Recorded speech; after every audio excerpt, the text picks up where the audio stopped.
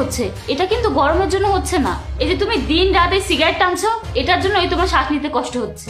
ECG report দেখে doctor আমাকে বলেছে কিছুদিনের মধ্যে তোমার হার্টের প্রবলেম হতে পারে। ডাক্তার আমাকে বলেছেন ধূমপান করা, মদ পান করা, অন্য কিছু পান করা তোমার জন্য সম্পূর্ণ নিষেধ। তুমি নিজেই ভেবে দেখো, ডাক্তার যে তোমার অবস্থার কথা বলেছে সেটা কিন্তু সিগারেট খাওয়ার জন্যই বলেছে। তুমি নিজেই তো দেখছো তোমার কত ধরনের সমস্যা হয়েছে, তোমার কত ধরনের অসুখ হয়েছে। একটা সিগারেট যদি তোমার এতটা ক্ষতি করে তাহলে তুমি নিজেই ভাবো তোমার কি হবে।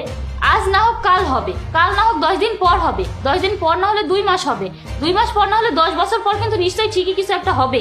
আর তুমি যদি আমার কথা না শোনো, দুজনে একসাথে টানতে থাকি আর দুজনে একসাথে উপরে চলে যাই, দুজনে একসাথে উপরে চলে যাবো।